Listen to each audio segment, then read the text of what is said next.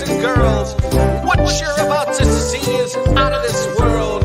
Step right up now, don't be shy, because we're about to show you how cars can fly.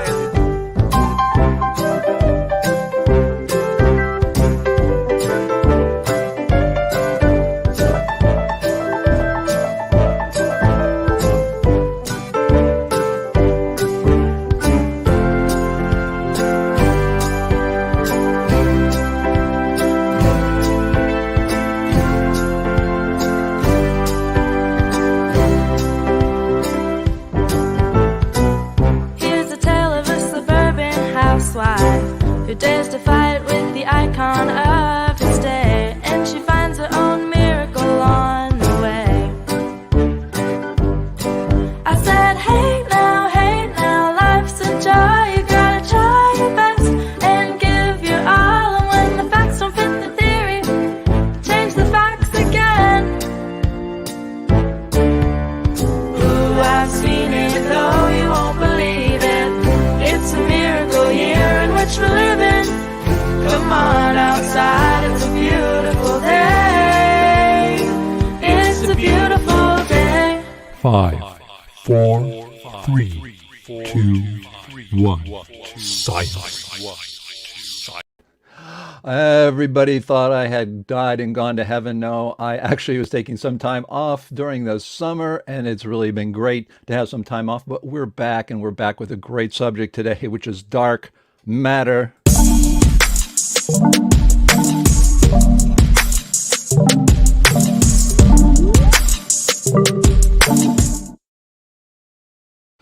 So yes, you have reached the Saturday Science Chats. I'm David D. Hilster, and we are sponsored by the John Chappell Natural Philosophy Society and Dissident Science YouTube channels, and I want to thank everybody for their support. And of course, today we're going to be talking about dark matter. Is it real or fantasy? Yep, there I am in my funky colored hair again. No, I don't color my hair anymore. So I gave up on it. I said, all right, I'm into my 60s now. It's time to just let it go. So that is me.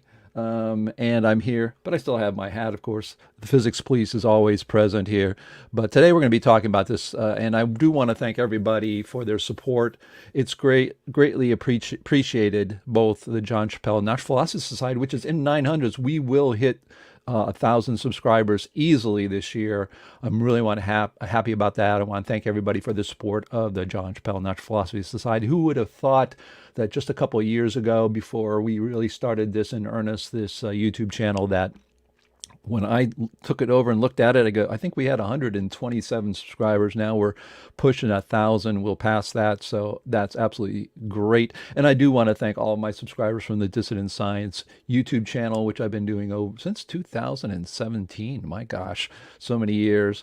And we are coming up to 4,000 subscribers. So we've got quite a lot of people, around 5,000 subscribers, that do watch this. And remember to always click on the like button and to subscribe, hit that little bell so you'll be alerted when we are going live or we have any other types of videos. So I do want to thank everybody for their support. It's super important.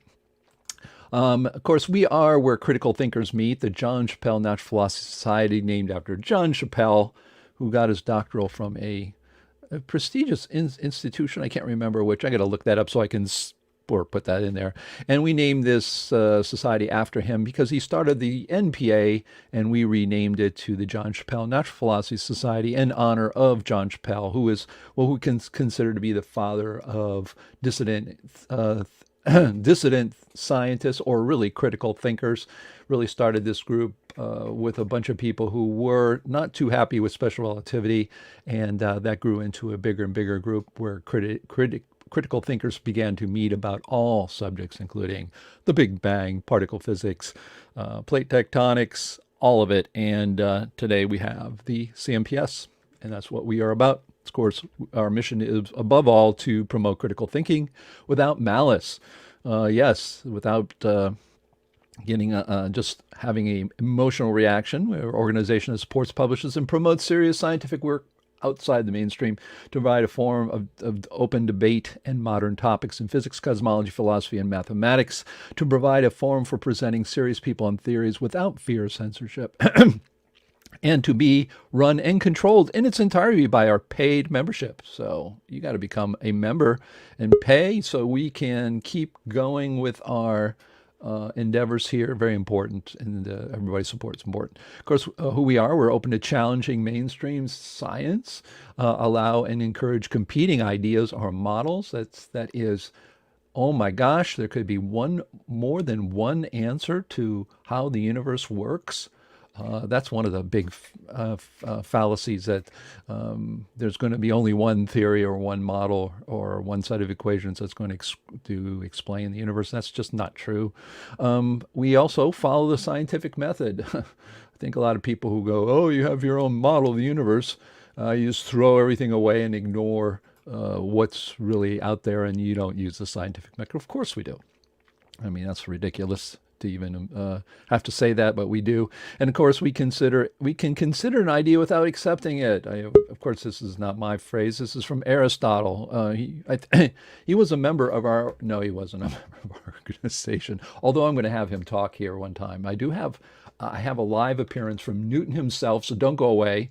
Yeah, I'm telling you, Newton will appear on this video, on this YouTube, Facebook Live, and will make a statement. It's going to be a short statement, but he'll be here. So don't want to miss that. And of course, we give voice to the voiceless. Those, a lot of times people are not able to go to where they should and talk about what they would like to. And of course, this is where science advances. It always has and always will be, unfortunately. Well, maybe in the future we'll actually have universities where you can challenge everything. Okay, who we are not, we're really not a specific point of view. An example I'll give you that, for instance, is Electric Universe. Love those guys dearly. They do amazing work. They get people who are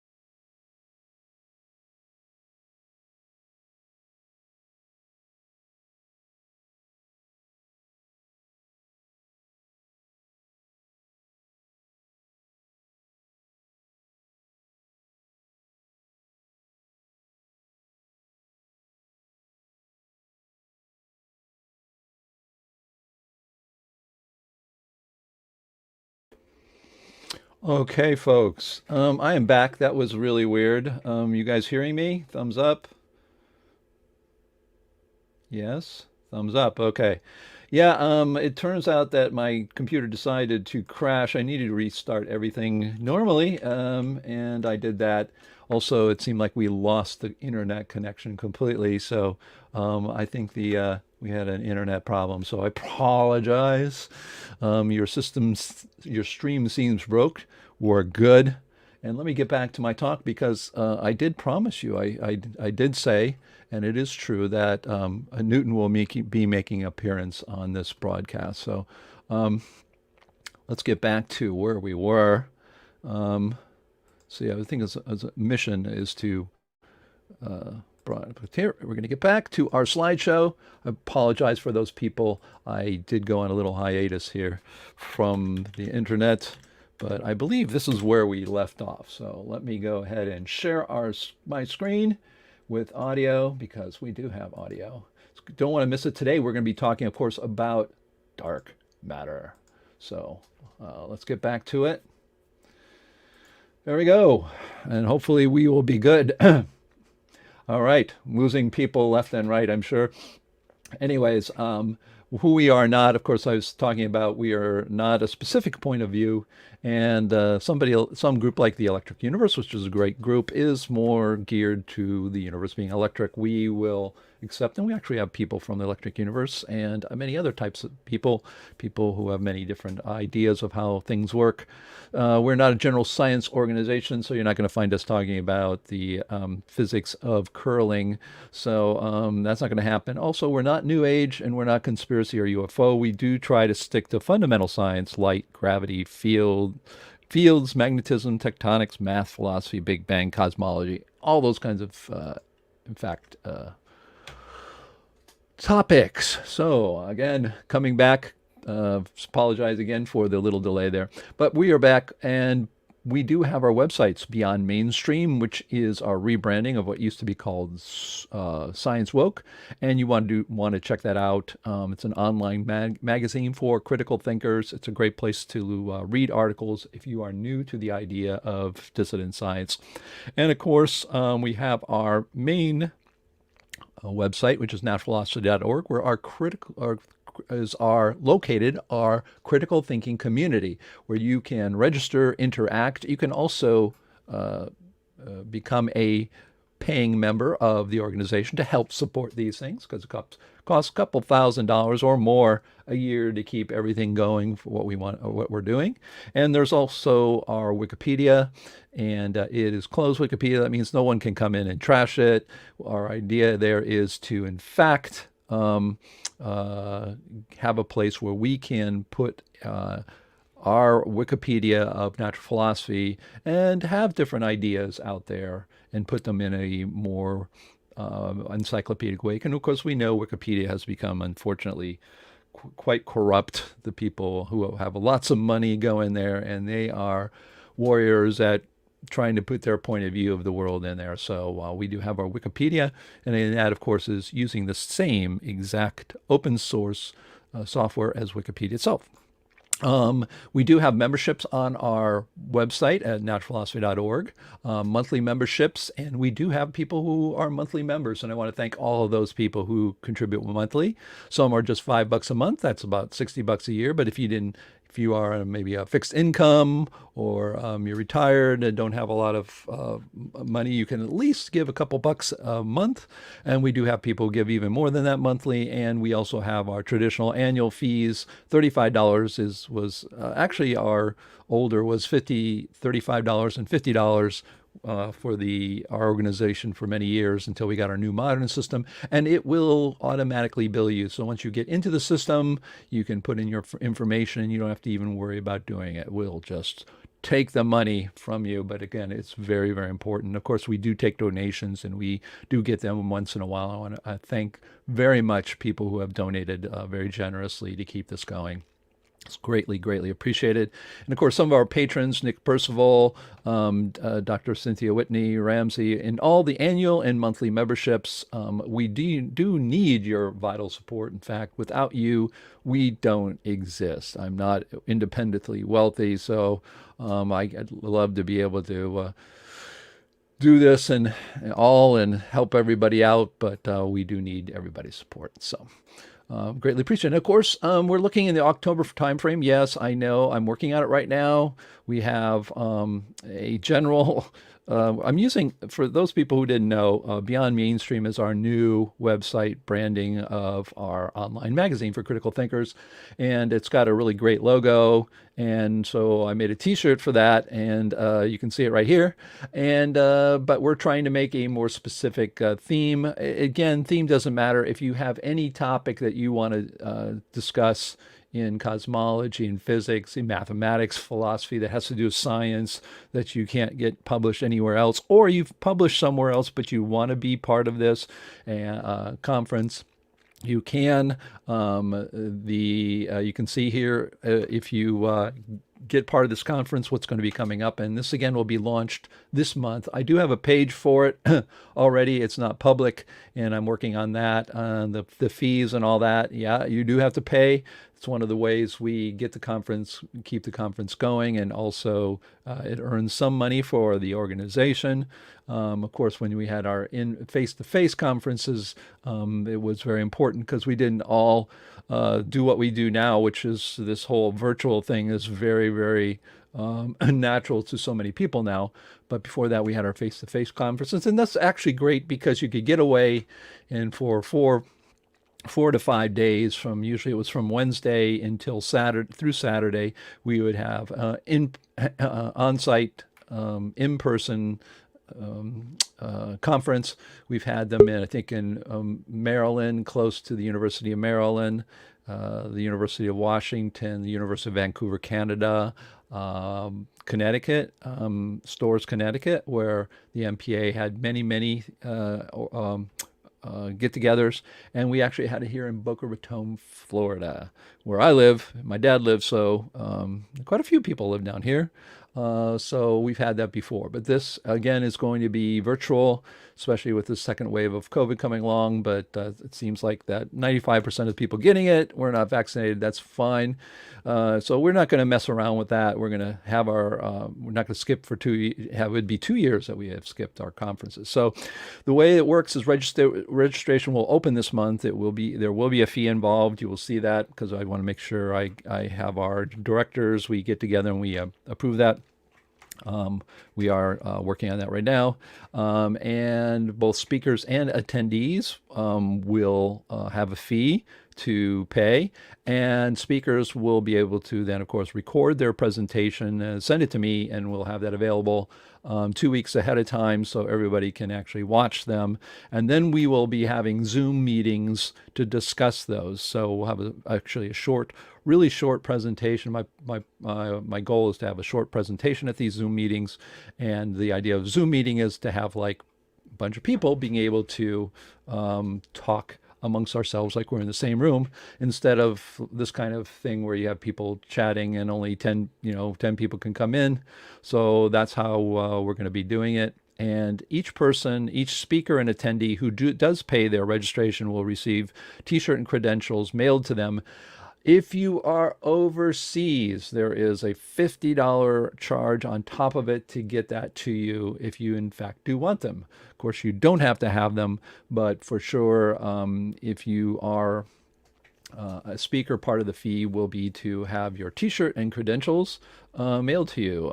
Oops, let's see. Wrong. So you would get the credentials, a T-shirt, and the proceedings, though, however, will be offered worldwide on Amazon 2 weeks before the conference. So that's why we won't have the date set, because we want to give enough time for people. And we do use a system called Overleaf. We do accept papers that are not in the format that we need. We do have a person, my father, myself also, to help out get those into the format you need to do. It's latex. We can help you with that.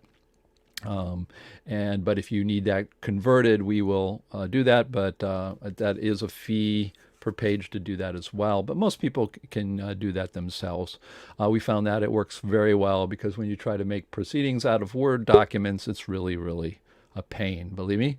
And of course, the publishing is going really great. Notfinity,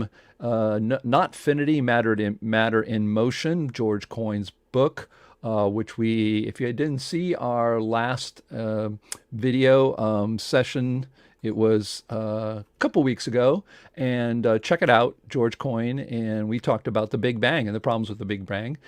His book is available on Amazon, so you can buy that and purchase that.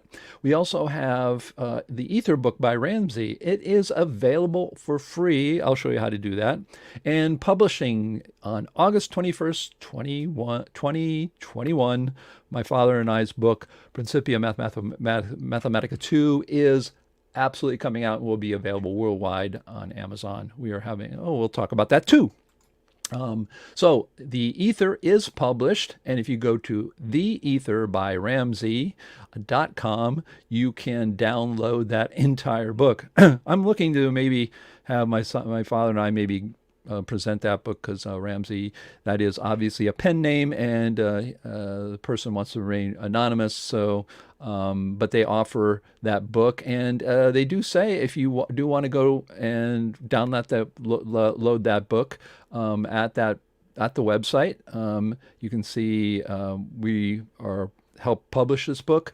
My father worked on many years getting it into the format that was needed. And they say if you do download it and you can make a donation to the CMPS, that would be great. So that is sort of a way for Ramsey to say thanks for all the help. We've helped him with the getting his book out there. And again, it's an ether theory. It's different from the theory, for instance, my father and I have. So how can that be? How could we help people with competing theories? Oh my gosh, that's just amazing. And of course, we have the Notfinity, Matter in Motion now available on Amazon. Here's the cover. You want to take a look at that. Really great book. It's the second edition. And huge announcement. Huge announcement.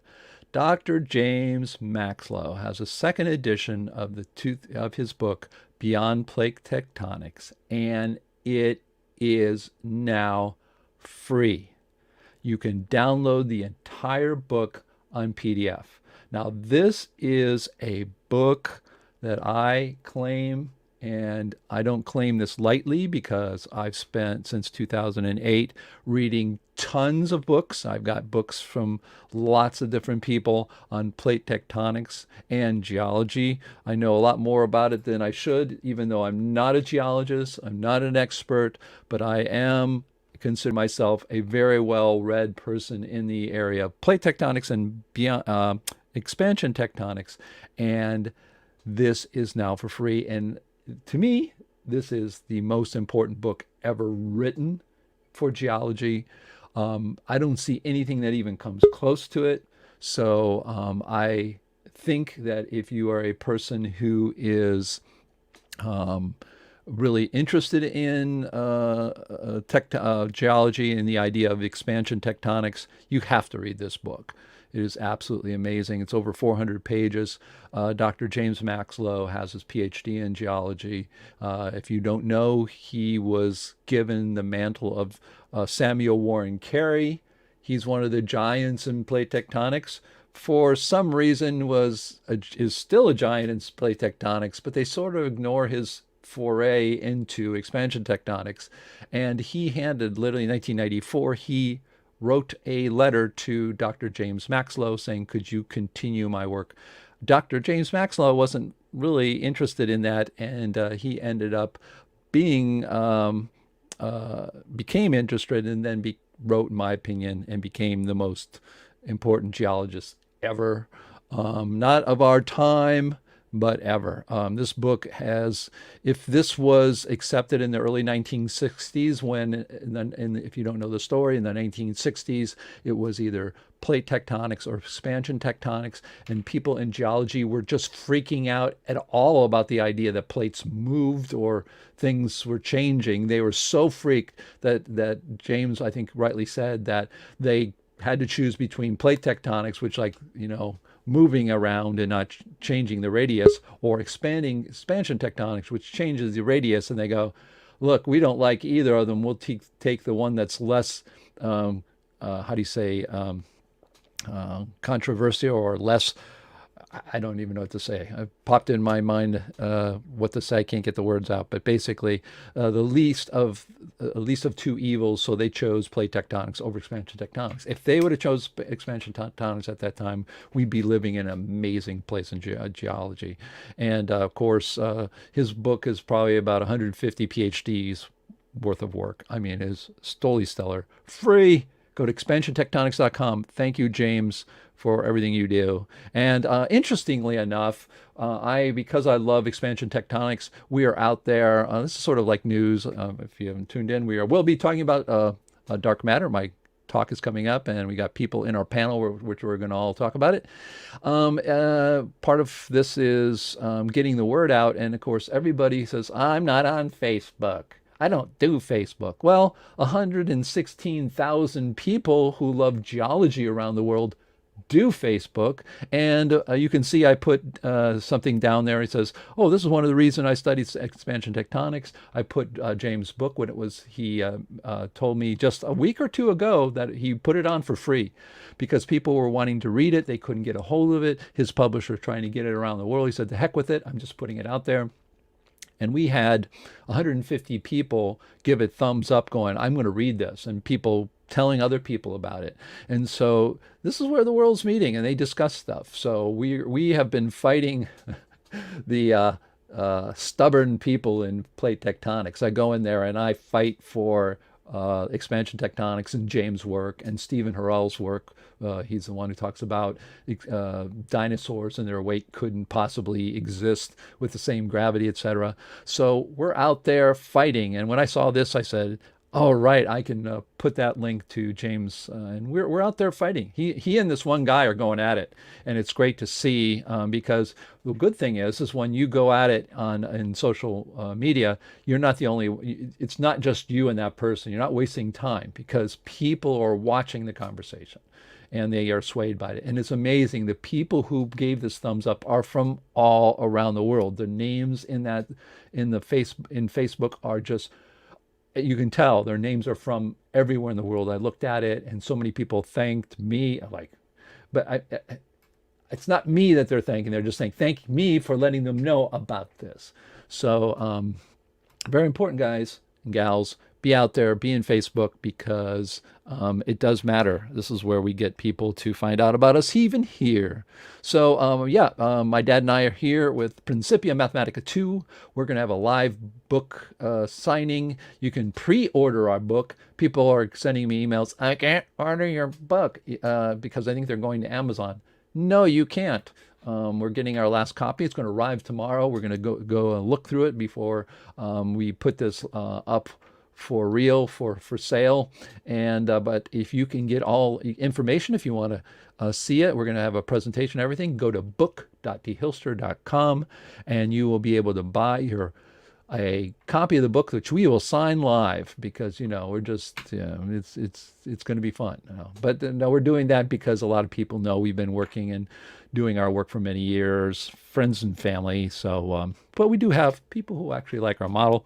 So if you're interested, you can get your book signed live. That's going to be, if you go to that page, it'll tell you how. There's a little graphic down there. This is our cover. We just added about a week and some ago. I was talking with my dad and came up with this. And our slogan for the book is "The universe is not magic." So this is the cover. And we will be giving it's going to be interesting because we have friends and family and they know we're working on this book. And it's pretty easy to understand, gravity is, hear the particle movements and stuff.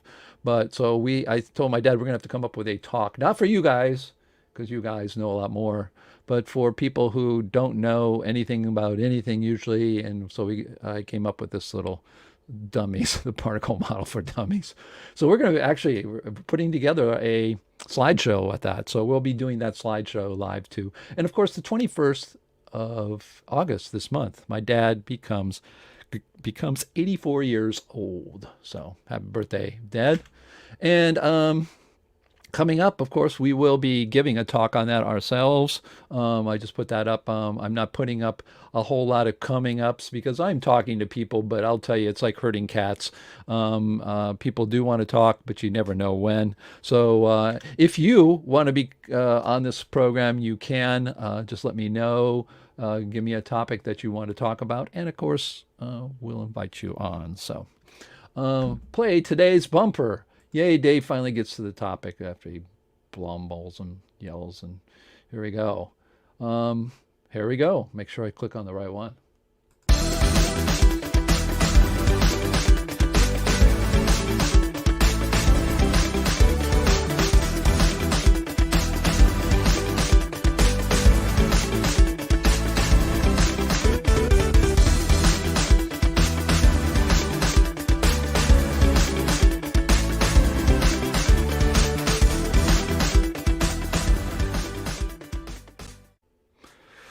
So this is today's talk. Today's talk is something I hear a lot about. I see it in chats oftentimes when we're doing the live shows here, people talking about dark matter.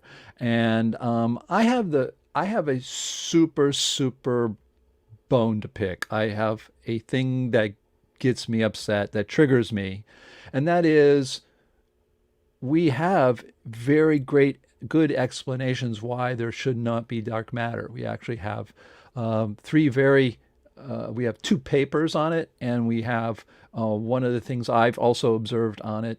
And I ask myself, and I see people in the dissident community talking about dark matter, and I try to figure out, I said, why are they so fixated on this? What keeps them coming back? Even though we've had papers that clearly show that dark matter isn't needed at all, that things can be explained very simply. So that's what this is about. I just said, okay, I'm getting this off my chest. So what we're going to do is we're going to take a look at the video here that I did a number of years ago, and I think it's going to be really worth it.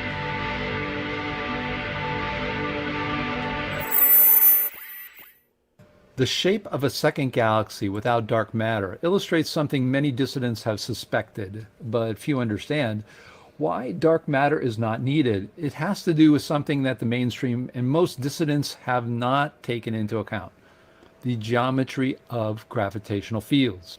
And when measuring the speed of stars on the edge, they match with Newton or Kepler's predictions. Big cosmology sees this as the absence of dark matter because they say it is dark matter that causes the stars on the edge of spiral galaxies to behave as they do. The answer to this problem lies in the shapes of the galaxies and not in an invented dark matter. Simply put, the invention of dark matter owes its existence to the failure to recognize that most galaxies don't act as point masses, but are complex shapes creating complex non-spherical gravitational fields. The shape of the two galaxies that don't have dark matter are spherical, and therein lies the answer. Spherical galaxies act as point masses.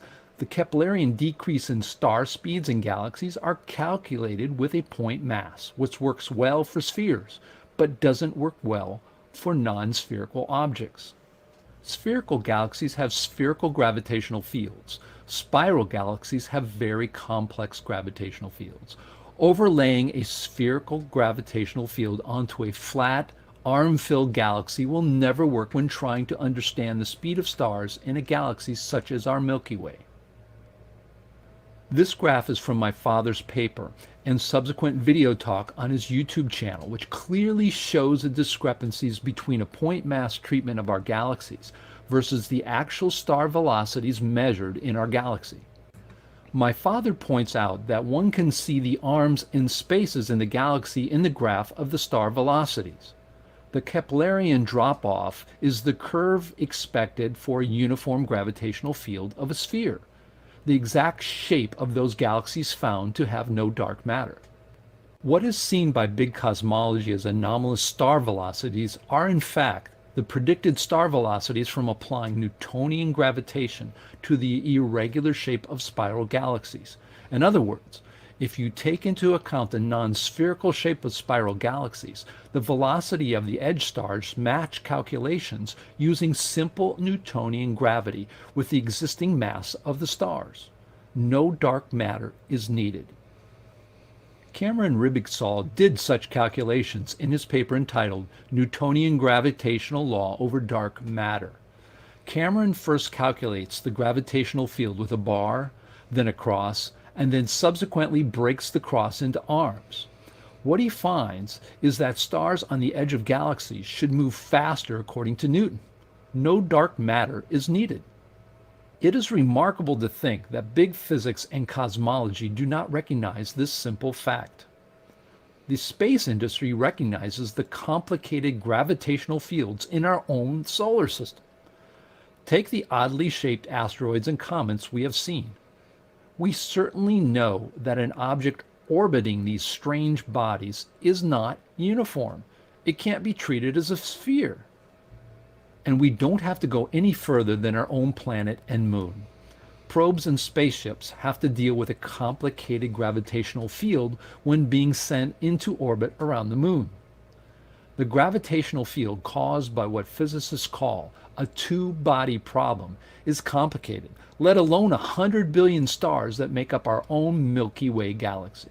Why then does big physics and cosmology not see that dark matter is not needed when we apply Newton's gravity to the non-uniform gravitational fields of spiral galaxies versus spherical ones? The motivation for scientists in having dark matter is that dark matter is much more lucrative and prestigious than no dark matter. The word dark to mainstream science and the public is synonymous with mysterious and intriguing, something to solve and win prizes. In the dissidents world, however, we see words like dark as a red flag for something gone wrong in our theories and models, not something that is waiting to be discovered. A complicated universe brings a lot of advantages to egocentric mainstream scientists. It brings mystery and intrigue to science in a world full of entertainment and distractions competing for our attention. It brings the illusion of genius to those who claim to understand the nonsense of modern physics and cosmology. And finally, it allows for the egocentric scientists to get their funding and lucrative prize money from governments and prize organizations who are run by the very same scientists who perpetuate nonsensical science. If you use critical thought and apply the known equations of Newton's gravity to the irregular gravitational field of a spiral galaxy, you do not need to postulate dark matter. But egos won't let that happen. Too much time, money, and too many reputations are at stake for the current theories to be thrown away. And big science's defense to combat real change is not to allow young critical minds to challenge the foundation of big physics and cosmology. Instead, young people are taught to capitulate to the will of the convoluted and broken scientific model and system that squashes dissent and progress. Luckily, we have people around the world who are not tied to ego, salary, or titles, who truly are looking to find out how this universe works and what theories and equations we can write to best describe what we see. In the end, big physics and big cosmology cannot stop free thought. And with the world becoming more woke thanks to the internet, the science woke, those brave critical thinkers move science forward. Dark matter is not needed.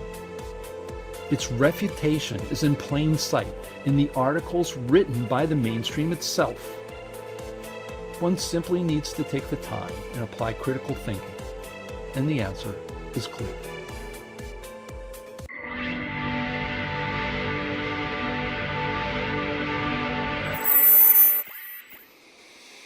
All right. Well, my goodness, how do I get out of this now? Hello.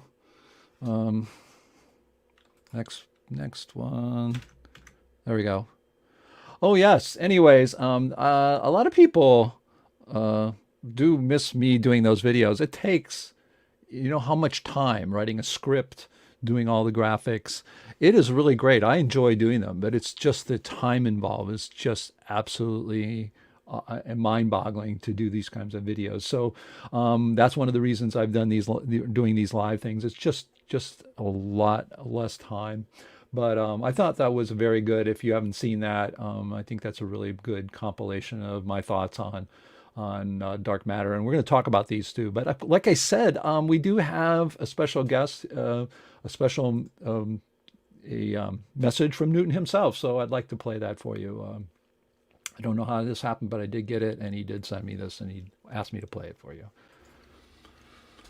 Hi, my name is Newton, and I am here to tell you that dark matter does not exist. That Cameron, David, and Bob know what they're talking about, and to ignore them is to ignore them at your own peril. That is all.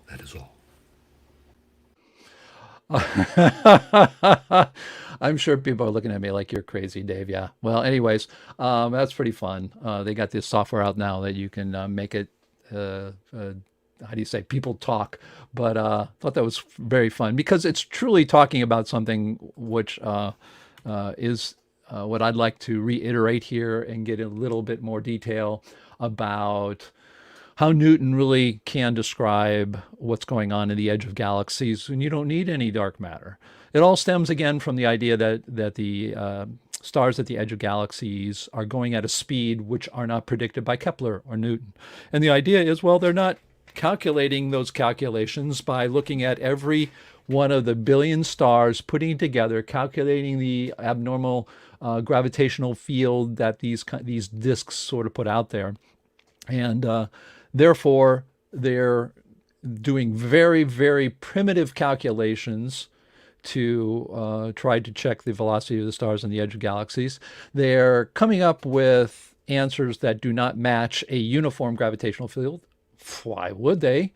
And they therefore, instead of saying, well, maybe it's the way we apply things, then, and let's take a look at it again, and they don't do that, because it's much better to postulate something new. I'll talk about that in a little bit. But interesting, as we said before, and I said in the, let me get my laser pointer, in the talk that I did in my video from dissidentscience.com. Again, if you like this stuff, subscribe to Dissident Science and CMPS. But you see this, this is a graph from my father's paper. You can find these papers. Both of these papers I'm talking about is on wiki.naturalphilosophy.org, wiki.naturalphilosophy.org. Look up Bob D. Hilster and you'll see Newton, dark matter versus G.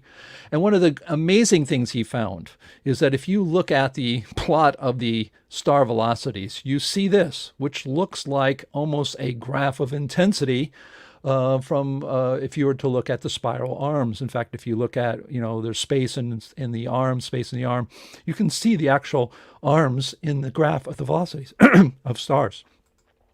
If you look here, for instance, they are observed versus predicted. Now, I believe he got this from somebody else. This is not his graph. But if you look at that, well, it may be, if it is, Dad, I'm sorry. But if you look at this, you can see the little undulations there of what, and they just draw a straight line through it. So at that point, they're totally ignoring this idea that, a galaxy, if you send a space probe through a galaxy, it's not going to go in a straight line. It's just not. And if it doesn't go in a straight line, what does that mean? It means the gravitational field isn't uniform. Hello. So, and then this one, I think, again, oh, nope, this is not his again. But if you look at it again, look at that. There it is. So he's saying that, no, it is, the speeds are following, the speeds of the stars are following Newton's laws. It's just that you're not going to be able to do the point mass calculations. So another thing that I found was that I talk in the video is when I saw these a couple years ago, It just hit me like a ton of bricks. I couldn't believe it. They said, we found galaxies without dark matter. And this is a picture of one.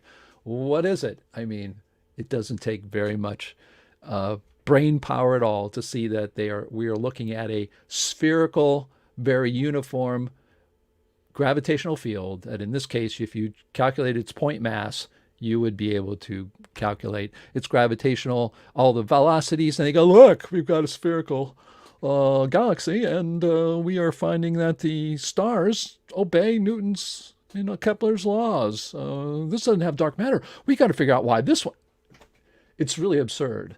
Of course, just an aside, when I had talked about this before, I've talked about it before numerous times on my own channel, people would say, this is too simple. They would have seen all of this. The idea that that's not no, the simple is not what they want. So, the argument against this idea that it's not a uniform, that spherical galaxies don't have a uniform gravitational field is basically, it's too simple. They would have seen this, and they obviously probably thought of this and then said and went on because it doesn't work.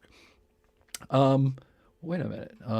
So where is my, I thought I had Cameron Ribisol's. Let me look here. I'm going to go to my, did I put it? Where is that? Oh my gosh. Oh, there we go. I skipped it. Alrighty. I knew it was there. Okay. Do it from the page. Sorry, guys. I explain what I'm doing here. Go from the page. There we go. And it says, start from this current slide. There you go, Dave. Read it. Software engineer, not reading what other software engineer program. Okay. Newton's gravitational field law over dark matter. This one's a Cameron Ribisol. To me is the paper. This paper to me is a seminal paper in our group. I've told him that many times. He gets all flustered and red-faced and all shucks, but it is. He gave this back in 2016. In fact, the talk's on our website, on our YouTube channel. And basically, he's looking at A, B, and C, the speeds of stars. He starts out with a bar, then a cross. Then he breaks these crosses down into smaller pieces. Then he gets them rotating, and he finds out that the speeds of the stars actually follow what's measured when you calculate the gravitational field of this being. There's a center, there are arms. Yeah, if you're a person that is going to say that's not exactly how a galaxy looks like, that's approximation. Well, guess what? It's a way better approximation than a sphere. So your argument is, no offense, not good. But this, if you want to see this paper in its entirety, in full, go to natural philosophy. wiki.naturalphilosophy.org. I wonder if I have that here. Do I have that as a something I can put up there? No, I don't. I can put that up there. But again, wiki.naturalphilosophy.org. Go to that and you will be able to read this paper in its entirety. It's quite a long paper. It's quite long and involved. So anyways, boy, I skipped that in the beginning. That was the first one I was supposed to talk about. All right, let's keep going forward. And so why do dissidents ignore Newton's explanation for dark matter? Because I know they don't all ignore it, but some of them do. Well, the promise of dark matter by mainstream. Well, they Nobel Prize for those who find it. Absolutely. If you ask Neil deGrasse Tyson, what's the next Nobel Prize? It'll be something like for dark matter once they find it. It's not even a question of whether it exists. And of course, that brings fame and fortune. And of course, no one has found it, but someday, wow, why do dissidents cling to dark matter? Well, mainstream, not all do, but mainstream has no answers. So dissidents have answers. And some, for instance, I've seen some electrical universe proponents. I'm not saying electric universe, the people in charge of it say this. I looked through all their videos. They say dark matter doesn't exist, but they claim that something else will explain it. It's hard to say whether or not they believe that the phenomena is there that needs to be explained or it's already explained. I'm not clear on that, but I do see people, and often who I know are people in the electric universe, saying, "Oh, it's plasma. Dark matter is plasma." Well, we'll talk about that. But right or wrong, that's what people say. Etherists will say, "No, it's ether." They don't know what's going on, and some of us say it doesn't exist. There's a bunch of us that say that as well. But there are dissidents. So if a dissident explains it, this is the idea. If the dissident explains it, mainstream will come running to that dissident and their theory and work, and work will be recognized and adopted. I think that's why people use names of things to be the same. They say they can explain dark matter with their new theory because they believe that if they can explain it with their theory, mainstream will come knocking at their door and their ideas will be adopted. So dissidents will become the heroes and be recognized. That's really what I think is going on with a lot of dissidents' work. So taking a look at some people's work, like Glenn Borkert, he is an etherist. He, to me, is one of the greatest scientists of our age with his work with infinity. And his 10 assumptions of science. He is written down in annals of history, in my opinion, science. He says dark energy doesn't exist because he talks about this all the time. Not dark matter, dark energy. Energy is a concept. People talk about energy all the time. One of the great things of the NPA and the CMPS, with time, we are all starting to understand that energy isn't real. Put 5 energies into my hand. Look at the units of energy. It's great for doing real world calculations when you're trying to do work, perhaps. You need to find how much of this, what they call this concept of energy is here, which will do so much work over here.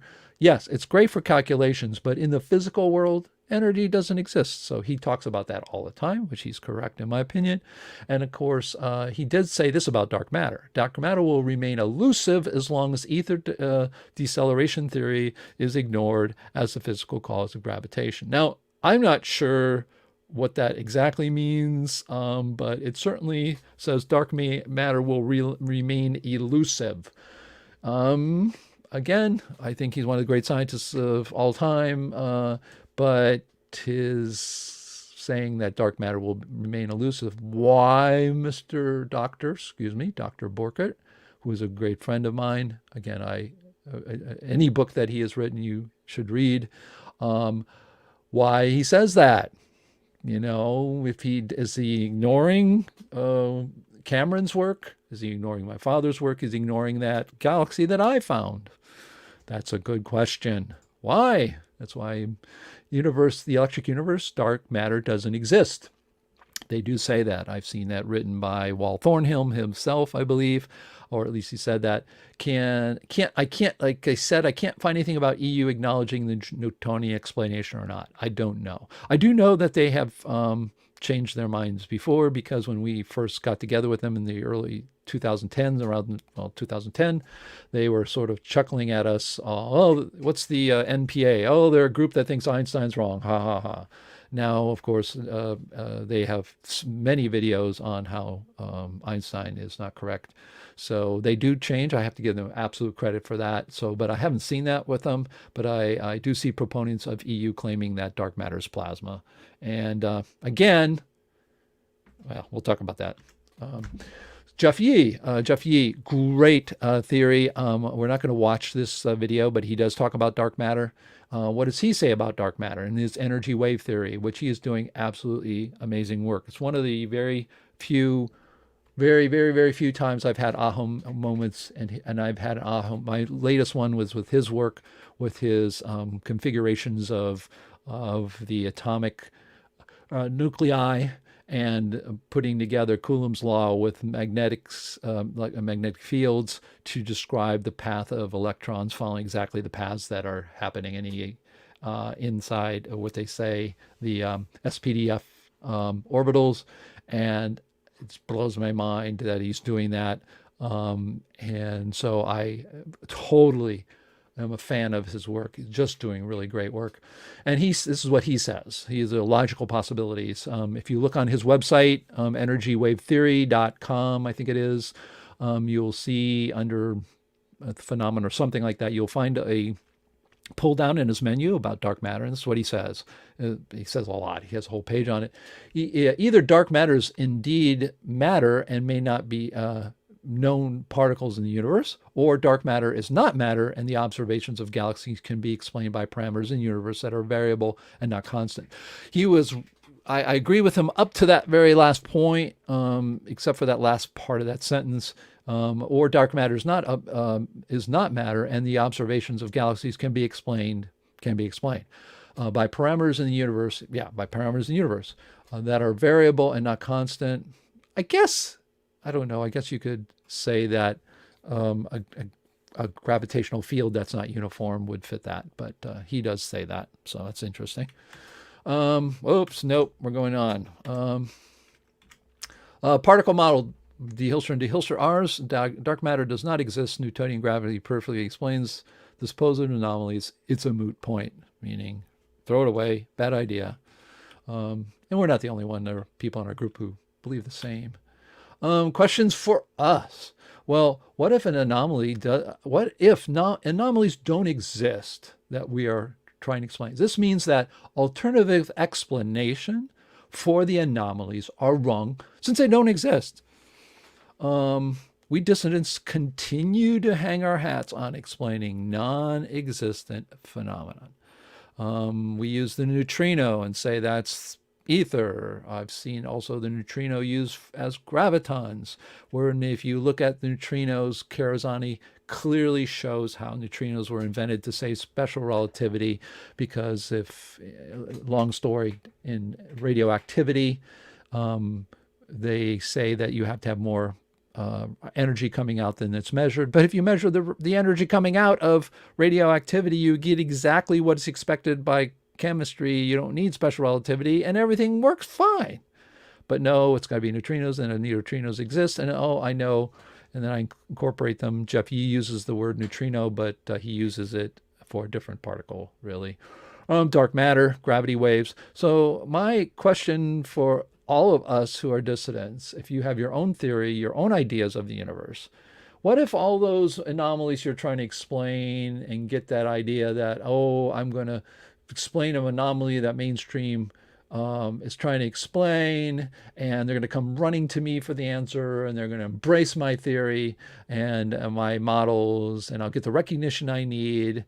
Well, what happens when we don't need dark matter? And you've spent a lot of time trying to explain it. I tell people over and over, before you claim anything. My dad and I looked months on, does an electron exist? Because if you go back and you look at, it's not like we found an electron with all its charge and its mass and its velocity all just came at once. We never really have seen a single electron, in my opinion, from what I can see from the experiments. We assume it, but you have to be very careful in whatever model you have of the universe before you go explaining things that, in fact, may not exist at all. So, and why is all this happening? Well, mainstream, this is my one of my conclusions. Mainstream really has indoctrinated us. Why? Because the search for anomalies is a search for fame and fortune. Boy, that sentence is it's supposed to say that. But the search for anomalies is really a search for fame and fortune in the mainstream. That's what they say. Oh, wow, if you can explain the anomaly. Of course, that's great, because you do want to, right? I mean, anomalies is where things break down. Absolutely great. But instead of explaining it in current theory, declare a new force in the universe or a new particle. How many times do you see that every year? Oh, there's a fifth force in the universe. Like there are four forces already, and we all agree on that.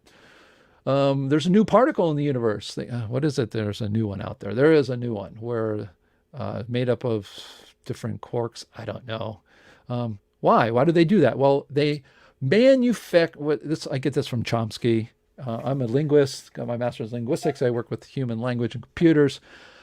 to me, Chomsky's a linguist. He's the father of modern linguistics, but I guess he also is in political realm. But regardless, he has this book called Manufacturing Consent, which is really true. People will manufacture consent. You put it out there enough, you manufacture the consent that the new force or particle is fact. So if you ask Neil deGrasse Tyson, or you ask Sabine Hossenfelder, the newest of the people who's fallen by the wayside and wants to become who is a science evangelist now, who makes money on her YouTube channel. She went from zero to hero, but has abandoned any hope of actual critical thinking, in my opinion. She and all those other people are going to say, of course it's fact. Dark matter is there. We know it's a fact. The universe is expanding, and without it, dark matter wouldn't expand as fast as it is. All the things that they manufacture, the consent that a new force or particle is in fact a fact. And then they establish that the reward will be great for those who find it. This is how they do it. Higgs boson, gravity waves. And sure enough, they're talking about gravity waves, and they get a gravity wave detector. And it wasn't like 10 years afterwards. That is, they turned it on, and two guys from Denmark who said, oh, by the way, what you consider to be the gravity wave detection that you just gave a Nobel Prize for turns out to be, in our calculations, noise. No, they don't even let it. I mean, it used to be at least they gave 10 years before they would give a Nobel Prize. Now it's gravity waves. We got our detector. It's up and running. Oh, we found one. Nobel Prize. I mean, you can look at that. And so they established that will be great. And so they actually manufacture consent that the new force is found. Don't believe me? Read The Higgs Fake by Dr. Alexander Unziker, a now friend of mine who was brave enough, and he said, I'm not sure I should have written that. It wasn't good for my career. Poor guy. I mean, you got to feel for him in that sense. But if you don't think they manufacture consent about new forces that are found, go look at the supposed way they find and verify particles exist. It would not pass 4 hours worth of tests from any NASA engineer or any SpaceX engineer. Wouldn't.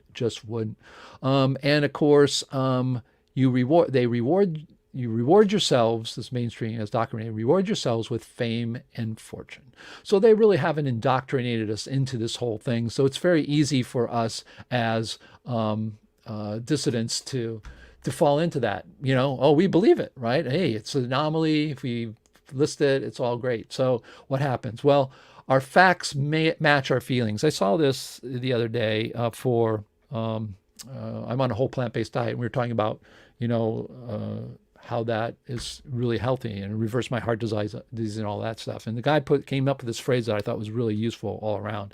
And that's facts match feelings. That is, I have my theory, and I want to describe dark matter, and I think I can. I come up with my explanation for it. So my feeling, yeah, it exists. And so your facts start matching the way you feel about the universe, not that you look at the facts themselves. Because if it contradicts yourself and it contradicts your feelings, then you don't go for it. So dissidents, they buy into the manufactured consent in search of recognition and acceptance.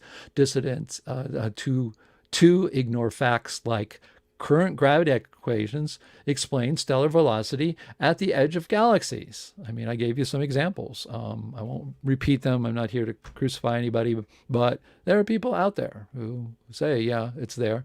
And dissidents' response to this claim that the galaxies are the velocities of edge stars on galaxies are explained by Newton.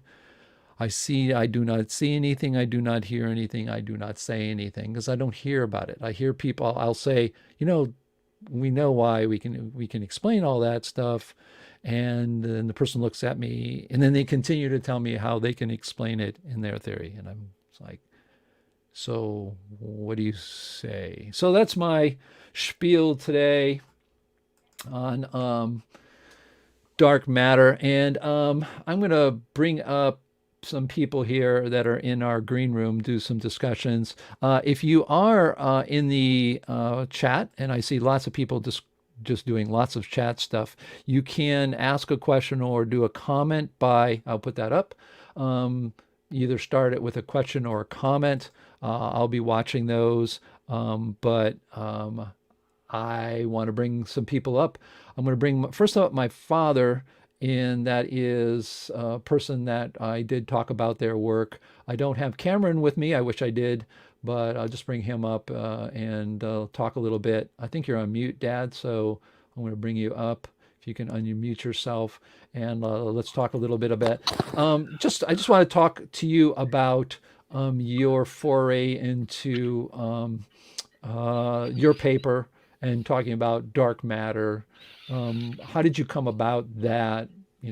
What did you find? Why did you do it? Well, yeah,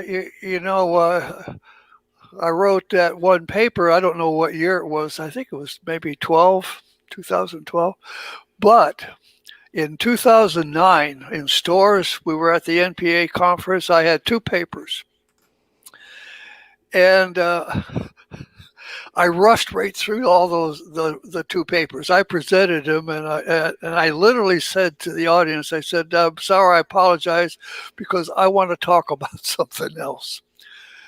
And in effect, what I did was bring up the anomalies, namely anomalies and dark matter. That was in 2009, and all I had was, I didn't have a paper. No paper to back it up, just a slide presentation.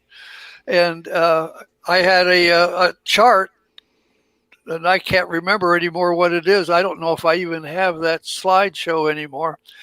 But I actually explained why dark matter didn't exist. So way back in 2009, which was only like 2 years after I started doing this science with you, that I came up with it. But when I did write the paper, then 3 years later, 2012, I had really looked at that a lot more carefully, and finally hit me with the shape of the curve. And in the presentation that you made, there were 3 graphs. None of them are mine. And I showed multiple graphs in my paper, if you go read it, because I did pick one to emphasize, because it was it stood out more in terms of making the point.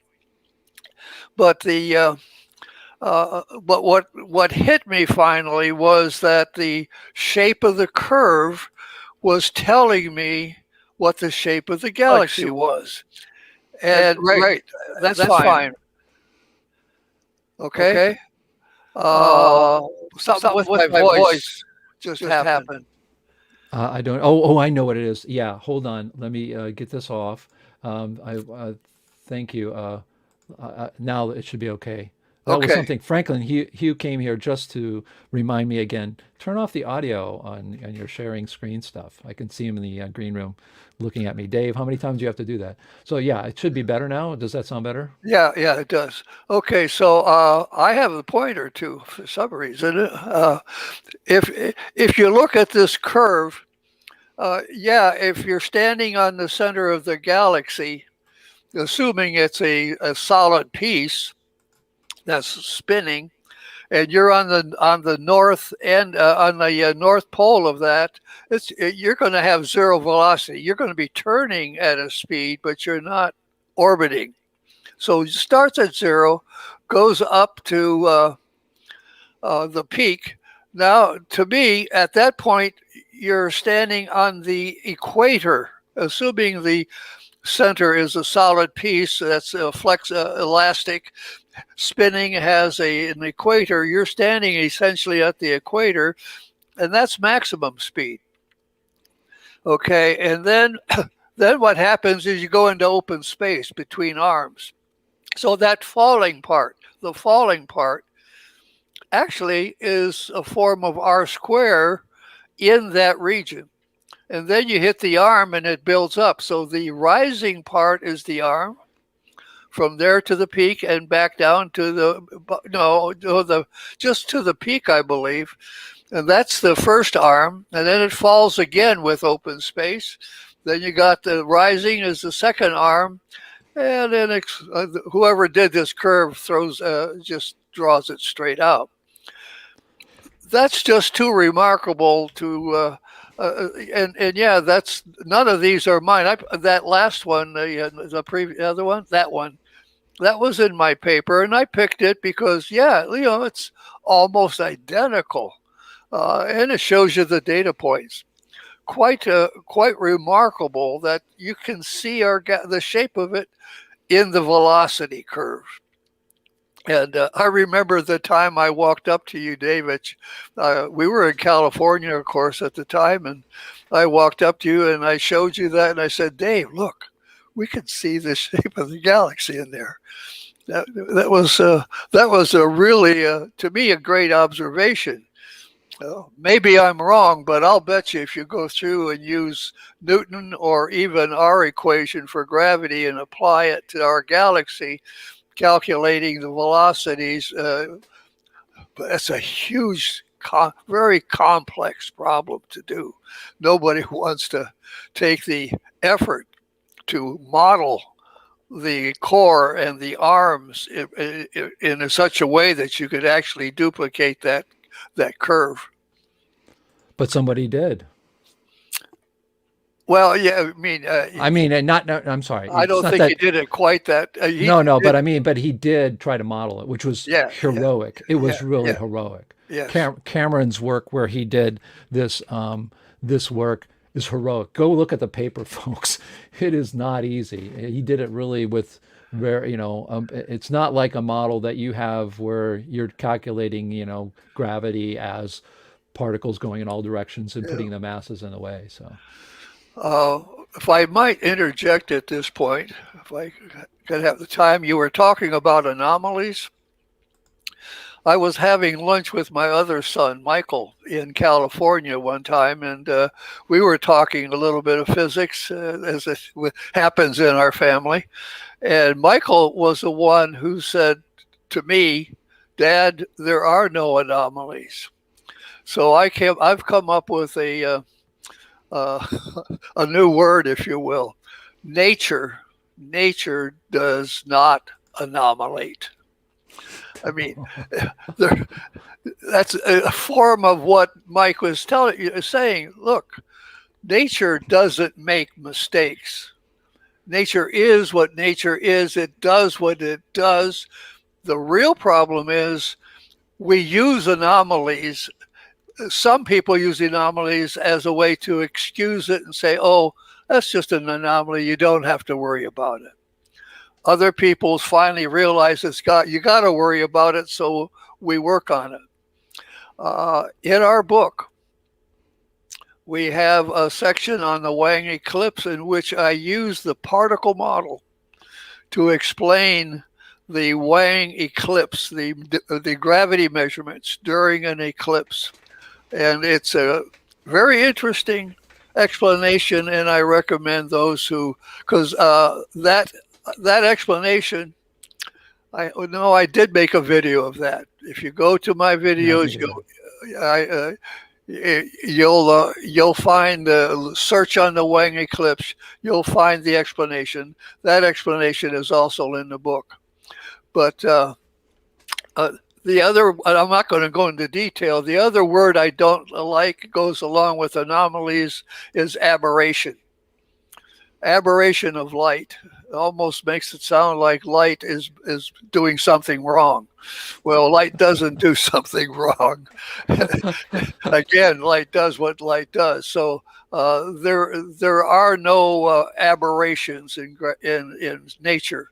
The problem is we have observations that don't match our predictions. Mm-hmm. It's a human problem. We have calculations that don't match our measurements. These are discrepancies, not anomalies, not aberrations.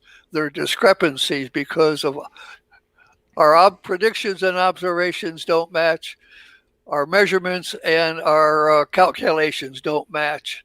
And we call them anomalies or whatever. We set them aside And fortunately, good scientists going to know you can't set it aside. You got to resolve the discrepancy. Right. My statement. Okay. Well, thank you very much for, whoops, wrong, pushing buttons. Thanks for coming on. We just brought him on again to explain his journey of the dark matter. Here's some comment I found here. I think my father can watch these comments. We'll hopefully put them up or collect some of them here. Here's a good example of one here. Dwayne Mansell, ether is at least plausible as dark matter. Again, my question is, are we just going to ignore work like Cameron's work or Bob D. Hilster's work? Do we just say, oh, that doesn't matter, dark matter is there? I mean, I'm not sure what that kind of statement is. It's sort of like, yeah, it's plausible. And is this a case where a person is saying, this is a way for us to show that ether is really there, that of course, ether is not accepted by mainstream science. I'm a person here that will tell you that ether is is impossible. It is absolutely a possibility that there is an ether. I don't believe there is, but it doesn't mean that I'm not God. I'm not. My word isn't magic. So understood. But when you have a statement like this is exactly what I'm talking about. Ether is at least as plausible as dark matter. So we can explain all these supposedly events in the universe, which aren't anomalies, where those are the way the universe works. We can explain it. We don't need dark matter. So why would we want to add dark matter to explanation that needs no extra thing like a dark matter? So that's very interesting. Let me see here. Anyways, in the green room, we have some people who'd like to come up and speak about this topic at all. I see we have Franklin, we have James Keene, Nick Percival. Franklin always will talk about it. He's a trooper. Hey, Franklin, how are you? Oh, good. Yes, I've been kind of monitoring the chat going on in dissident science, which seems to be quite involved.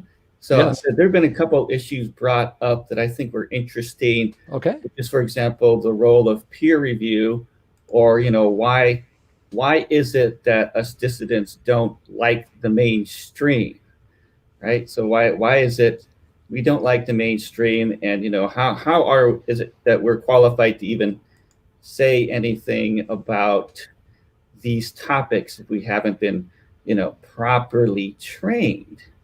But then again, what properly trained means if you ask mainstream, is for you to accept their explanations, right?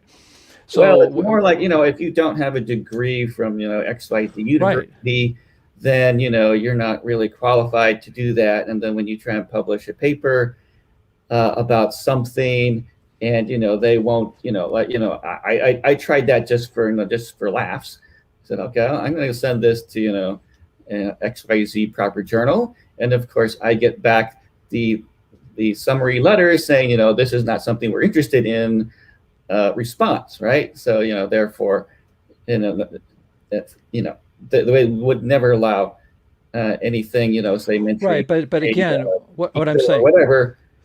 Take Stephen Crothers, for example, okay? Stephen Crothers went in with a perfectly, literally wanting to work on black holes because he thought there were problems with Schwarzkopf. I never get that right. Somebody can correct me on that, but on the equations for black holes. So he went in there and, he can take all the classes and everything. But once they discovered what he wanted to write his thesis on, didn't happen. So the problem is they require you to have, the argument they give is they require you to get X. They don't allow you to get X. And then they tell you they're not accepting it because you didn't have the degree. So the only way you get that degree is if you say to them, you'd have to sort of lie to them. You'll say, of course, yeah, the black hole calculations are great, and you get your PhD. And then afterwards you rebel. You then say, I want to write my second PhD and I want to criticize these. And they say, oh, we have no one here that will let you do that. And in fact, they kicked Stephen Crothers out. So, the argument that is a valid argument that you don't have a PhD in physics isn't valid if they do not allow you to, once you get that or during getting that is you pass every test. They hand you a test in your PhD exam that you do calculations with general relativity, even if you do not believe space-time and all that, you pass that. But if you're talking to them about your thesis to say black hole calculations are wrong, they don't support you. They kick you out. So I don't see how that argument can hold water. It's not a legitimate concern because they make an impossible one of the points that's kind of being made is that, if you're educated, then you have a better chance of, understanding and explaining things, which is true.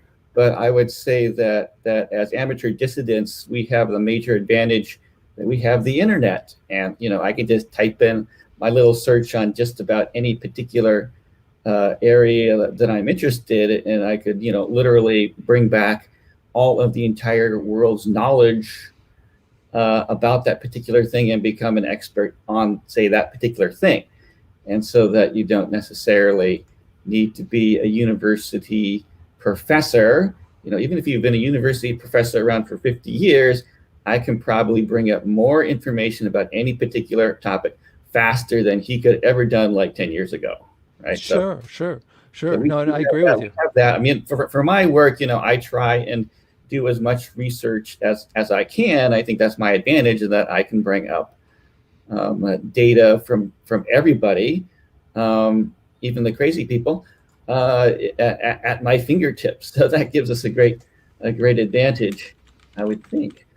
So, but yeah. I mean, there were some other interesting discussions about, why is it that dissidents don't agree with mainstream, and so it was brought up that whole thing about explaining what gravity is by using the rubber sheet analogy. And then I would point out that, that rubber sheet analogy requires gravity, right? If you try and do that experiment in space shuttle, it doesn't work. Why is it? Because that particular explanation is completely circular, right? It's not actually an explanation. So I'm just trying to say that there are a lot of explanations like that, which, we accept. We right. seem to think they're experimentally based. But, when I ask the question, if this is so, then, cite me one real piece of experimental evidence that shows that the rubber sheet is there, but there isn't. It's completely a story. Yeah. But getting back to what you were doing there with showing that the dark matter doesn't exist. I mean, to me, what is very convincing is a picture of that spherical galaxy, which does not have dark matter. I mean, I think that should be patently obvious to the most casual observer that the shape of the galaxy is what is causing this. Yeah. And some of the discussion was saying, oh yeah, that's accepted. That's like modified Newtonian dynamics. But I would look that up, and it's like, well, that's also kind of an empirical law, as bad as dark matter, right? Sure. What Cameron was doing, or what your father was describing, which is to try and do a detailed analysis on every single particle in the sun. I believe that if you were to do a supercomputer analysis of every single thing in the properly shaped flat galaxy, that hopefully it would calculate out to be exactly what we observed. I think that Newtonian gravity. I think one of the problems is they did that, but they used a point mass. They didn't use a gravitational field that they didn't put a gravitational field around the 100 billion stars. They were just so enthralled with the idea that they could do so many calculations, but they did not put a gravitational field around each one of those. They just did a calculation in the middle and then calculated all the movements like they do sort of in computer graphics. When you see the computer graphics that look like explosions and stuff, the way they do it in like Blender, even the way Jeff Yee does it, is you have a particle and you have equations, then you act upon that particle when you move it. Those equations will then tell you the next place it's moving. So I'm reminded of the spherical cow joke, which is that, the farmer had a problem with the cows and he asked the physicist, and the physicist started out, well, let's assume the cow is a sphere, right? Very good. I've not heard of that. What they're doing here is that they're presuming that, the flat galaxy is a sphere. Right. Exactly. Yeah. Well, and here's one of the things up with, by calculus, if you have a bunch of mass that's spherical, you can treat it as if it were all concentrated in the center, which is, good math for things which are spherical, but it does not at all apply to things which are flat. So right. I would totally agree with you. I mean, I think it's, probably pretty obvious dark matter doesn't exist. It's just in order to prove that, another point was that, people know about these things, but it's a competing theory to say dark matter, because we're still doing expensive dark matter searches, right? We don't even know what it is, but how can you search for something that you don't even know what it is? Well, they do that all the time. So, in fact, one of the comments here was talking about unicorns. I'm going to put this thing up that you had mentioned, something sort of like that. We were talking about whether or not, how can we as dissidents who are not experts, who don't have PhDs in the field, after spending 8 years on my documentary film, Einstein Wrong, I tried to come up with a phrase, my own phrase, that would describe what is unique about the MPA and now the CMPS. Because one of the things that I realize is that, and I think you know this too, you've been to many of the in-person conferences, you and I, right?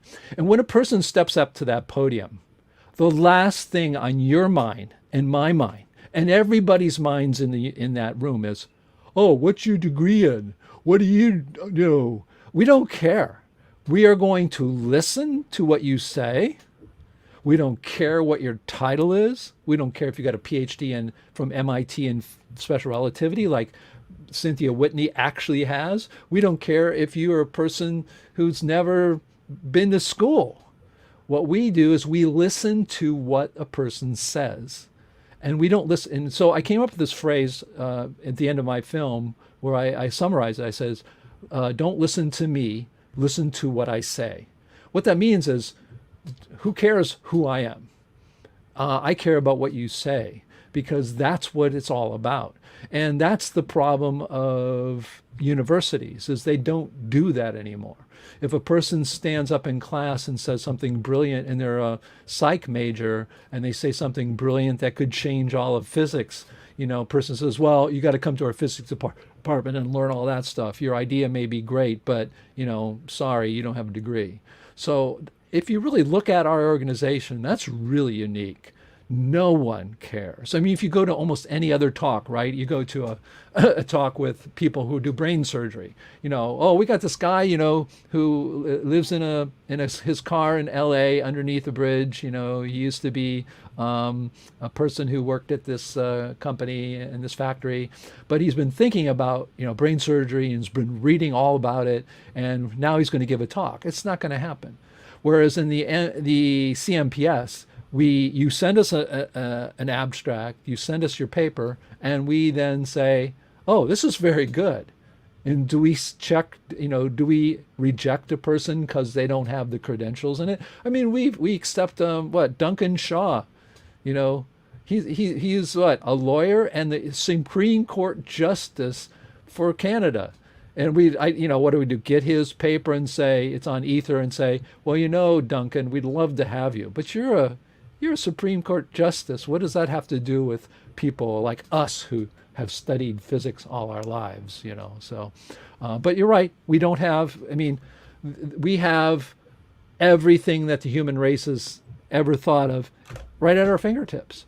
And I heard Elon Musk say that we are actually all now superhuman because we have these cell phone things. We're carrying a supercomputer in our pocket and we have access to the entire world's knowledge. So we have in fact become superhuman. Yeah, yeah. Okay, well, thank you very much, Franklin, and thank you again for everything you do for our organization. And we have other people in the green room. We have James Keene is there. Dennis is not here. I know Nick is there. If you want to come up, let me know. Wave your hand. And also, we do have our comments. Let's see what we have some here. Theory, listening to these. Maybe my dad, if you see any there that put up question. Here we go. I see a question. Again, if you want to put question or comment, we will put it up here. I think I may change the way we look at this branding. I think I can make this a little bit bigger. So let's do that. Yeah, let's see what this looks like. Nope, we'll go with this one here. Okay, where can I read David D. Hilster's papers, please? Okay, well, you can read all of our papers. Let me put this up here. You can read them in two places, not just mine, but everybody's. I'll just have to type them in. I should have these things there, but whoops. Let me put this up. You can read them at db.naturalphilosophy. Two places, naturalphilosophy.org, and also there we go. So you can, this is one place you can find them. There's another place which is maybe a little bit better, naturalphilosophy.org, and that is at wiki.naturalphilosophy.org. You can also find our proceedings if you go to Amazon. You can find the CMPS's proceedings there and order the books. We don't make them expensive. The idea is to get people to read them, so you can go and look at them. They're not going to have anything. You can have abstracts, but that's one of the reasons we do the proceedings. But all the proceedings that we have had since we started the new organization in 2015 are available, so you can look at that. But in the wiki, Natural Philosophy, I believe we have over 2,000 abstracts, at least the abstracts, many of them with links to actual papers of people's work outside the mainstream. So that's where you can find them. Let's see, anybody, again, if you're in the green room, wave your hand. I will go down there. Somebody, okay, I see that. So let's bring them up. There he is, Nick Percival. How are you, Nick? Again, thanks for all your support and what you do. And if you haven't checked it out, Nick of Time, you should check it out. Subscribe to his channel, watch it. He's got over 30 videos. Very interesting, especially if you like relativity and time, just time, which we all are curious about. How are you, Nick? Doing good, thank you. I just wanted to read a comment that I put in the private chat as my comment. Mainstream physics academia has replaced the scientific method with a new paradigm. Namely, academia derives theory via math manipulation.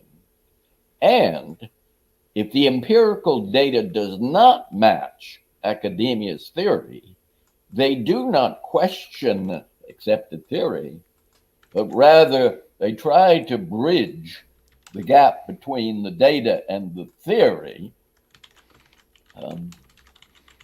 Okay. But rather they try to bridge the gap between data and academic theory and treat it as a math problem, as how to resolve that gap. And after deriving the math solution, they give it a name to represent a physical entity, e.g., dark matter. Well, look at that. There's a slide up on it already there. Okay. So people can read it. So, so the scientific method with the new paradigm. So that means that even though they tout the scientific method, that really it's more of, what would you say? It's more of political motivation than a scientific one? How would you characterize that? People have compared it to religion or a philosophy. In other words, relativity has just become a belief system that is unshakable. And Right. and for some people, it's kind of tied to their own personal ego. They've been praised so much for understanding relativity, which is supposed to be one of the highest pinnacles of intelligence and human thought. So if that's proved wrong, and they've been preaching this for 30 years, it's like it's a personal attack on them. So they have this belief system that the currently accepted theory in academia is true, and therefore they don't question it. Yeah. Yeah. I think this idea that we had talked about before I talked with Franklin is that they say you need to be trained by them, and in order for you to be be accepted by them. But to be trained by them, if the only way to do that would be to fool them into thinking that you believe everything they say. And the moment you would then go off and say, now I want to write my PhD on, how relativity is wrong, all of a sudden you aren't accepted. So they put in these impossible situations for you to attain. The only way really you can get to where they want to be is to believe and push what they believe, and then you are, of course, accepted. Even though I really and truly believe that that the average person isn't, the average student isn't necessarily believing everything, but they'll do it because they want to get their position. I know this because when I did my movie Einstein Wrong, I was in a classroom where I filmed with my mom for a couple of days on the advanced physics class, many of them going to pretty prestigious institutions. 50% of the seniors said they would forego truth to get their position. Yeah. I mean, this is high school. I mean, it's really quite amazing. And we want the idea that we should have academia in a place where we are open. I mean, why is it that computer science, you come in and you want to disrupt, the world and the internet with a new app or a new computer language, whatever it is, that's all rewarded. But you can't do that in physics or cosmology. I mean, why is that? Is it money? Is it you don't make any money after, I guess, from it? I mean, if you come up with a new particle, you're not going to make money off of it. I'm not sure. So what is your take on dark matter yourself? Yeah, I believe it simply is a math invention that allows them to say, oh, our theory didn't explain this or predict it. Therefore, we have to build a new layer on top of our currently accepted theory that's compatible with this currently accepted theory to explain it. That way, we don't have to modify and say that our theory was wrong or had any imperfection. And you can see modern physics, particularly on the area of so-called space-time physics and cosmology, building layer on layer of things that have been derived purely by math, but have no counterpart in physical reality. Yeah, yeah. And one quick comment on the neutrino. Yeah. They have so-called neutrino telescopes, but those telescopes don't claim to view the neutrino directly.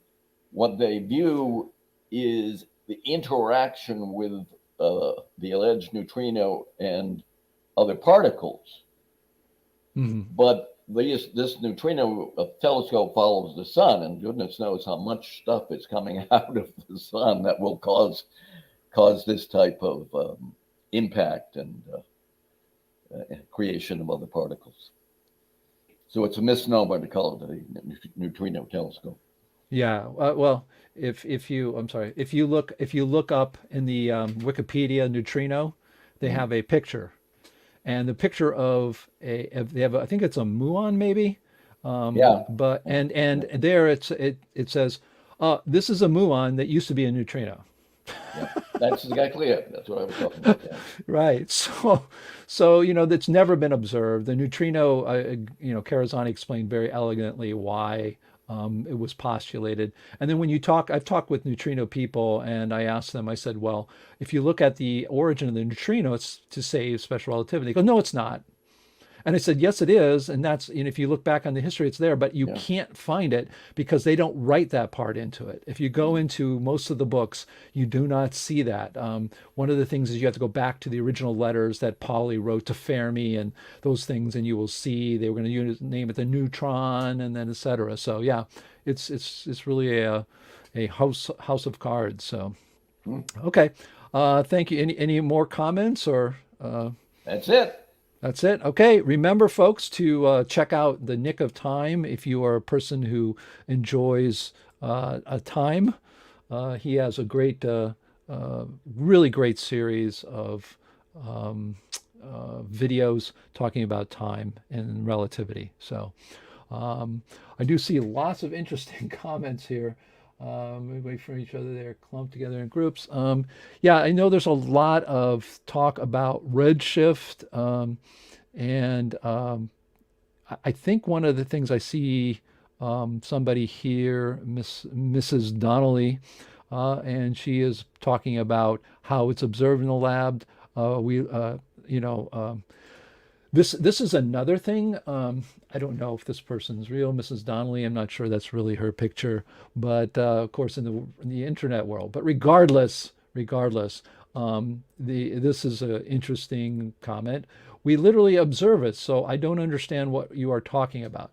Now, this is one of the problems in science, is that it's not a skeptic of everything. We all can observe gravity. We all can observe lots of phenomena in the universe. We can measure stars' velocity along edge of galaxies, calculate that they are actually following Newton. We can do those kinds of things. But there's a lot of things that we say we observe in the lab. Now, the question becomes, is that verifiable? I'll give you an example. Gravity waves. Gravity waves were supposedly detected. The math was given and the data was out there. And two physicists from Denmark disputed those findings. They disputed the findings that the observations, we literally observed gravity waves, were in fact not an observation of gravity waves, but just part of the noise. That the claim that these were coming from, you have all kinds of assumptions that go on top of the statement that we literally observe these things. And that's one of the problems we have. We hear this, for instance, another one, relativity is proven every time we shoot off, for instance, a atomic, in the atom smashers, the Large Hadron Collider, Stanford Linear Accelerator, we observe relativity working all the time in the sky because we measure whether there's exoplanets by using general relativity. Well, again, those are assumptions, and you can answer them with a different answer, and that is where the problem lies, is that we literally observe it. We do not believe you are observing what you are observing, or we believe that what you observe is nothing at all, like the gravity waves. And I think that's, again, one of the huge problems we have with science. We tell them, for instance, they don't tell you that, by the way, every time we shoot off the particle collider, the atom smasher, the Stanford Linear Accelerator, we show special relativity wrong every time we do that. They don't say that. They say it's right. Well, it's not true, because in my movie Einstein Wrong, I have a experimental physicist at Stanford Linear Accelerator looking right into the camera saying, we do not observe mass increase. I have to unteach my grad students special relativity. Oh, but we observe it all the time. The statements that you get from people that this is, we see it, we see in the lab, you can't dispute it. We've had this verified by people all around the world. It's just simply, something that is disputable. And so that's these kinds of statements can be very frustrating to see. Okay, we have people in the green room. Please wave your hand if you want to. Oh, I see it, person. Hello, Harry. How are you, Harry? I'm fine, David. I have a bit of a quibble with your presentation. Sure. And my quibble is that I'm not really sure what your point is. I'm not really sure whether you're challenging the existence of dark matter or what exactly. But the argument is based on making a bunch of assumptions. They use a bunch of assumptions in astronomy. And you didn't tell us what those assumptions are. There's plenty and tons of assumptions. And any one of them could be wrong. Okay. And that leads to this conclusion that the model doesn't make the correct predictions. I did make that. The model involves a lot of assumptions. I made one assumption, yeah. Data derived from these assumptions goes into the model. So the model data could be wrong. And then they say, well, we don't agree with the predictions, so therefore we have to have an ad hoc assumption. I think we talked about that the last time where he talked about all these ad hocs. You remember that? Sure. All the ad hocs there are. Well, this is an ad hoc. No. Let me explain. Said very in the beginning. The assumption is that the gravitational field for a galaxy is spherical. Well, you're claiming that's the one assumption. That's how they calculate. That's how they come up with the idea, and that is how they come up with the. I'm not really sure that's correct, David, but you're presenting an alternative by saying that particular method of calculation, assuming the gravity is spherical, is wrong, and yes. You're presenting a couple of people who have done calculations that say that they can find the spherical galaxy mainstream says it doesn't assumptions. I'm not really sure that mainstream hasn't explored that. That needs to be addressed. I think that question came up in the chat. Yes, I've heard. But there's a lot of assumptions, and main assumption is that the Big Bang is correct.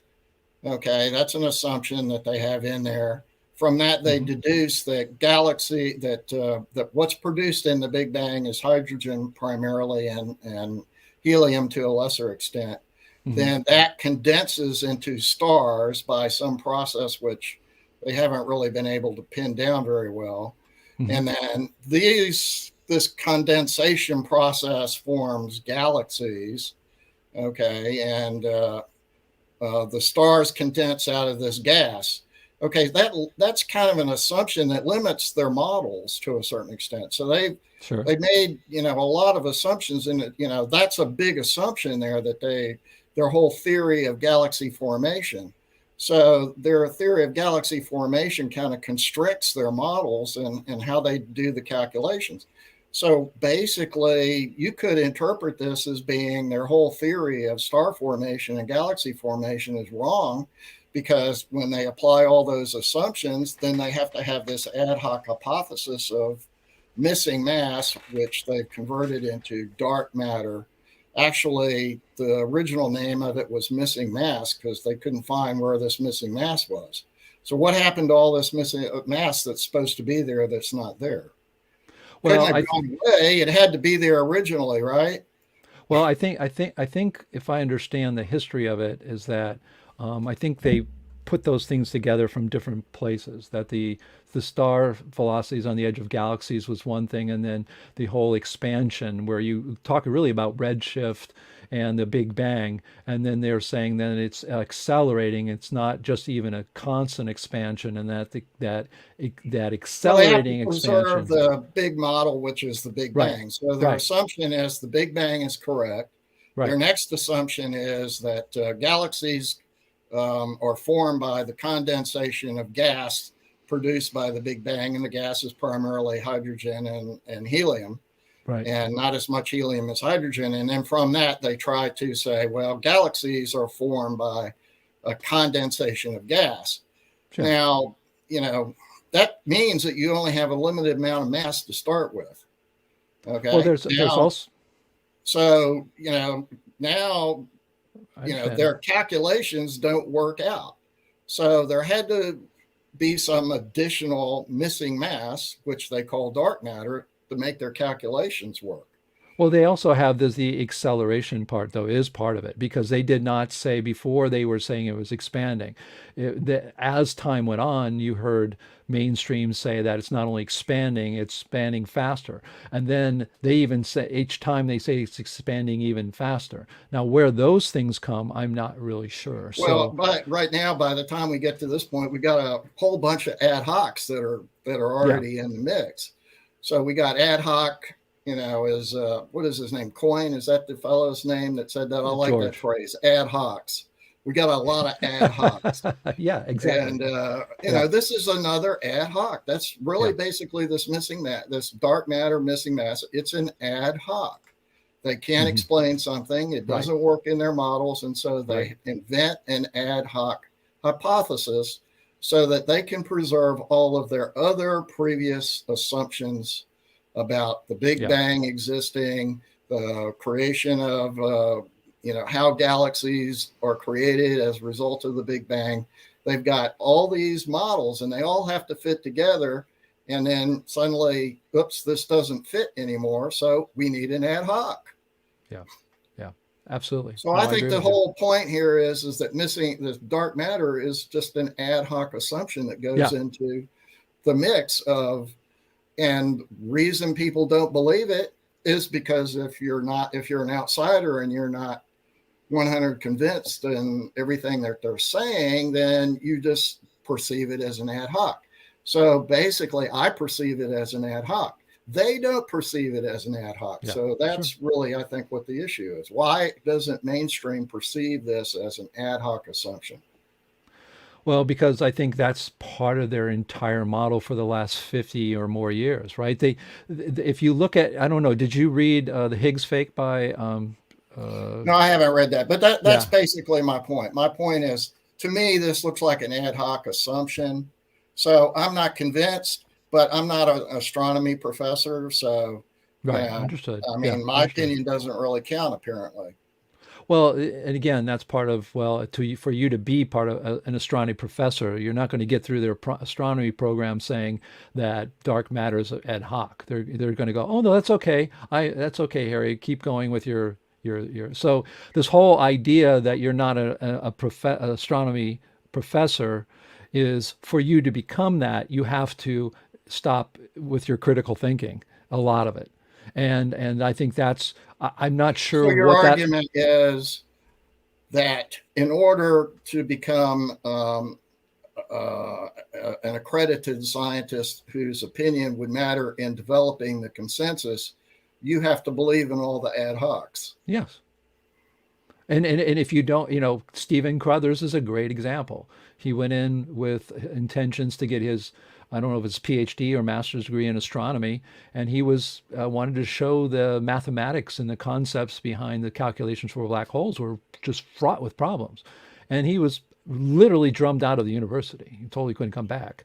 I mean, so I understand. I think the problem is when we put up this idea that ourselves, we critical thinkers who aren't in the universities, who do not have a PhD, it would be really interesting, in fact, to listen to what Cynthia Whitney thinks, who got a PhD in special relativity from MIT, what that means, what kinds of statements, what does that mean? Is that a valid statement? Because if the thing that's being held above us and our opinions and our work is that we don't have the degree, yet they create an impossibility of that ever happening, how can that be an obstacle if you say that it's impossible for you to get to where they want? So they say you got to get to the land of X for us to listen to you, but you can't get to the land of X is if you have these particular criticisms. So for us to then say we're not in the land of X and therefore what does our opinion mean? How can you get there? I think that in itself is a artificial barrier that is something that we go along with, and I don't know if we should. I don't know. All right, I want to just sort of finish off here with when I was at Johns Hopkins Applied Physics Laboratory, and the reason I mention that is because I know that was in the 1970s. That was about 1975 to 77, I think. I read some of the original papers by Vera Rubin, and I thought this was rather astonishing stuff. This was before they had invented the ad hoc of dark matter, and it was talked about as missing mass. Now, that was about, let's say, 1975. So that puts us 25 years to 2000 and another 21 years. So we're almost talking about 50 years. How many years is that? 46 years? Yeah. Yeah. So that's a long time for them to, solve this problem. They haven't solved this problem. They've been looking for this missing mass, dark matter for quite a long time. And, I just don't think it's credible that if you've been looking for something for 40 years, almost 50 years, and you couldn't find it and you're still talking about it, I would say it's pretty questionable as a scientific concept. Yeah, no, I agree. I mean, that's one of the telltale signs, but it seems like, today, I think there's sort of an opposite going on. At least I was pretty shocked on the turnaround from gravity waves to Nobel Prize. Usually, if you look at history for Nobel Prizes, right, you would have a discovery in 5 years, 10 years, after the community sort of settled in and said, yeah, this is really something that's worthwhile, that then a Nobel Prize would be given to them. But now it's like, you're in the Nobel Prize grind. As soon as that Higgs boson is found next year, Nobel Prize. It doesn't seem like, on the opposite side, you also have that. It's like, find it, discover it, accept it, manufacture the consent that this is real, give them the prize. Very opposite of what you're talking about, which is how many years has this gone on with haven't been able to find it, and you hear them repeat over and over that if you do find it, you're going to get a Nobel Prize. So yeah, I agree. All right, well, thank you very much for your comments. Do you have anything else before I? No, I think the issue is this really a believable concept based on all of the assumptions that they need to put into the mix? Yeah, I agree. I think that's a very good point. The idea, I guess, Harry's saying is like, look, you have all these assumptions that you're making to get to these points. And one of them is the Big Bang, because I didn't talk much about the expansion and expansion of the big, the universe and the acceleration of the expansion, and therefore the dark matter is needed. But the assumptions made, and the idea that the word black, dark matter is itself gives you the idea that it's somewhat ad hoc. It's like this dark, mysterious thing. It's and I agree. It is. I agree with what he's saying. So it is a good point. Anybody else in the green room there would like to make any statements? We got a few minutes left, but anyways, I guess not. Again, if I want to thank everybody for their support, do remember to hit the like button, folks. If you do like at least what's going on, if you think this is a stimulating conversation, a place to be, there's nobody else talking about these things the way we talk about them on the internet. So, let people know about us by clicking on the like button wherever you are. Also subscribing to the channel. I think that also is helpful. I want to thank all the people who are part of the CNPS that keeps this going. We do hope, my goal is to, by the next time we meet here, video-wise, that we will be going full swing with the registration of our conference. And I do encourage you, if you have a paper, then to contact us, and we will be putting that together. So we do have a conference coming up. And again, the format's going to be, I think, for 4 days, 2 days during the week and 2 in the weekend. That way we can catch everybody that we can. And I want to thank our people who came on today and talk with us, and everybody in the chat. Your contributions are very welcome. So let's get ourselves out of here. We got 2 minutes before we go. Let's play some of our exit videos here.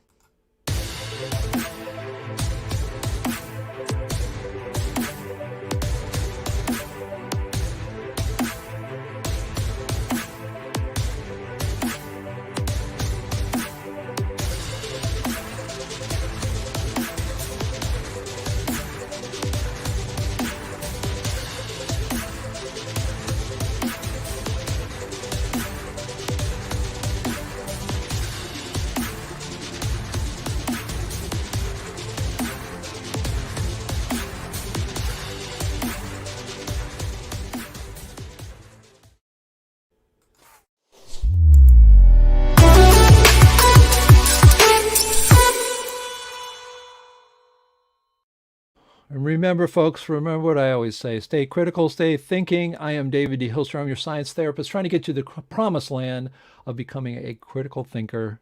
Ciao for now.